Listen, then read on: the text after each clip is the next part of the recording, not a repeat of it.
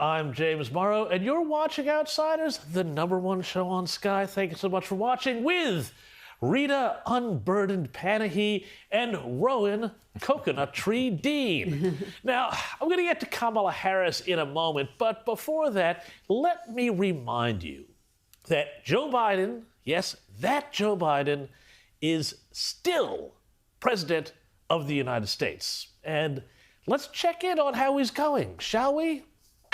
Watch here as the president, for reasons best known to himself, decides to walk up the steps of the jet that brought home American prisoners/hostages just released by Russia, as Kamala Harris and other bemused onlookers wonder, just what is he doing here?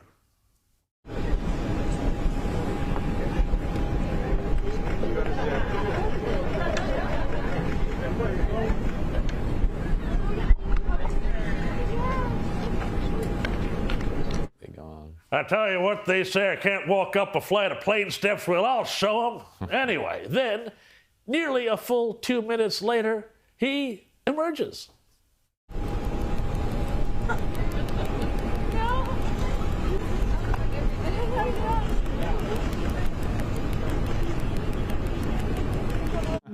Now, some Biden apologists are claiming that he was just going up to say hi to the crew. Remember, these are the same Biden apologists who said the president, yes, he is still the president, that he was fine when he was zoning out at the G7 in Italy. And as far as I'm concerned, the man doesn't know where he is or what he's doing, and it looks like he was just like, oh, plane steps, better show them I still got it. And remember, this guy, Joe Biden, is the only person on earth with the authority to launch an American nuclear counterstrike. As if sleeping wasn't hard enough and a worry these days. Good God, look at where we are. Anyway, on to Biden's #2, or is she now 1.5? Kamala Harris. For the past 2 weeks, America and the world have thrilled to the closest thing the U.S. will ever get to a coronation: the Democrats' anointment of Kamala Harris as their unlikely dragon slayer to take on their great foe, Donald J. Trump. And like her predecessor, and with all the dignity befitting a new crown princess, she has not sat down for any interviews with the grubby press, not done a hard-hitting interview, not done a press conference. But her verbal skills were still on display again, with this one question she did take from the press. Taking up.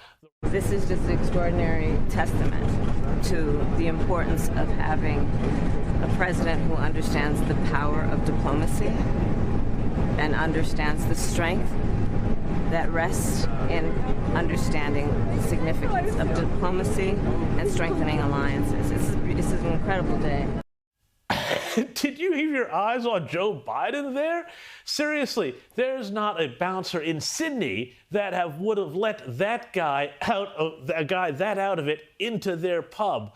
But at least she understands the strength of the power of the understanding of diplomacy, or something like that. And you can see why now they're keeping her in basically witness or witless protection program until the election, can't you? I mean, earlier in the day, she gave a brief statement to the press, but as her old boss Joe Biden was in the habit of doing, she has mastered the art of the walk away, lest she put her foot in it again. Thank you all. Madam Vice President, will you be meeting Evan and Paul when they return?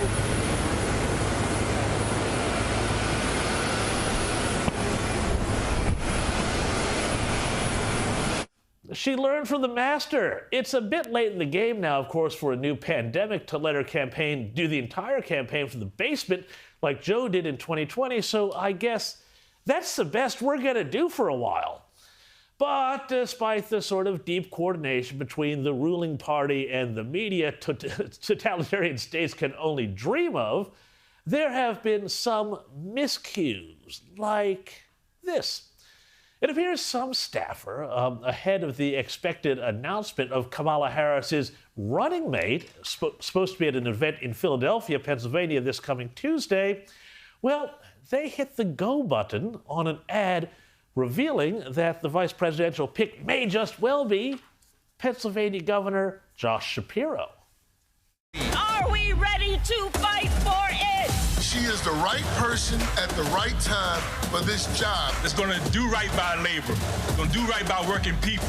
And I can't think of a better partner than our Governor Josh Shapiro. Could this have been a massive mistake by the Kamala campaign? Or maybe they let that out, but the campaign is foxing us all, having cut ads for all sorts of different shortlisted vice presidential candidates. We'll find out soon, but Shapiro would certainly be an interesting choice. He might help deliver votes in a crucial state where people will be furious at Kamala Harris's multiple pledges to ban fracking, that being Pennsylvania. But on the other hand, the fact that he's Jewish would surely infuriate the hard left, keffiyeh-clad brown shirt wing of the Democrat Party. And he's also, I have to say, very articulate, far more so than Harris, and he'll be upstaging her every step of the way if he is picked. He'll want to be articulate, too, because, mark my words, we're going to hear a lot more about Josh Shapiro, including a bizarre case of a young Pennsylvania woman who was stabbed to death in 2011 in her Philadelphia apartment, yet whose death by what the medical examiner found were as many as 20 stab wounds was ruled a suicide and signed off on by a young local attorney general named, that's the guy, Josh Shapiro. There's also claims that Shapiro acted improperly in hushing up a sexual harassment case involving a mate of his for $300,000 and failing to keep such a thing from happening in the first place in the office he ran. So, interesting times, but before anyone gets too cocky on the right, this choice is not a walk-up hit for the Trump camp, which has spent the last week arguing over whether Kamala Harris is black or Indian, rather than punching hard on the economy, crime, and borders. In the meantime, this week, Harris will hold events in Pennsylvania, Wisconsin, Michigan, North Carolina, Georgia, Arizona, and Nevada. She's on the road, and there is this. In July, she raised a record $310 million to Trump's $138 million. Even if some of that's funny money, and I'm sure it is, it's still money, and the battle for president is now well and truly joined. Finally, in just over a month, New York judge, let's keep this in mind, Juan Merchan, also presides over the sentencing of Donald Trump, which could add yet another wrinkle to this already wild race.